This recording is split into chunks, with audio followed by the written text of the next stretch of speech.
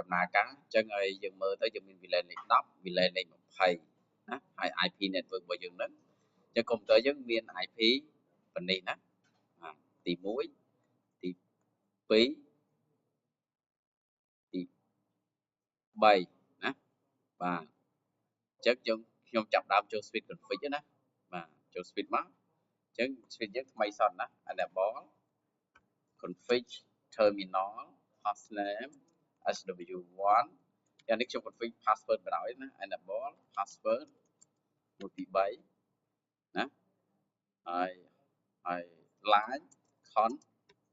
0 password 1 2 3 login exit អញ្ចឹងខ្ញុំចូលទៅខ្ញុំ config VLAN លេខ10ណា name IT exit VLAN លេខ20 name account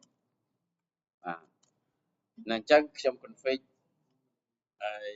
VLAN រួចហើយណាអញ្ចឹងខ្ញុំចូលទៅ port interface គេអាចសេកាត់បាន fast 01បាទ speed port mode access speed port access VLAN លេខ10 exit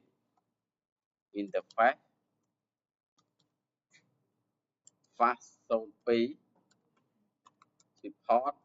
mode access speed port access VLAN លេខ10ណា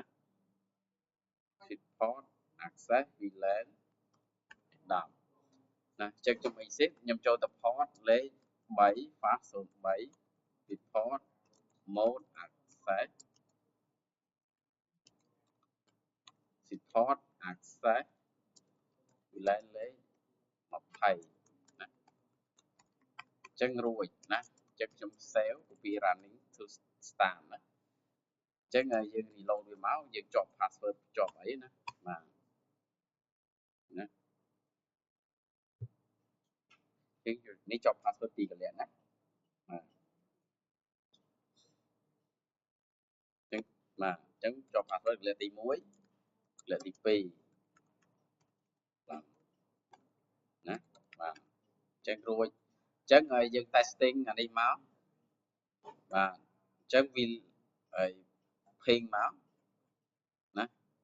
ញ្ចឹង ping 192 108 11អានេះខ្លួនឯងណាខ្លួនឯងនឹងស្គាល់ហើយលេខ2បាទណានេះលេខ2ក៏ស្គាល់ដែរណាបាទនេះលេខ3គឺអត់ស្គាល់ទេណាបាទដោយសារវា VLAN ខុសគ្នាបាទចេញ time out ណាបាទអញ្ចឹង VLAN ខុសគ្នា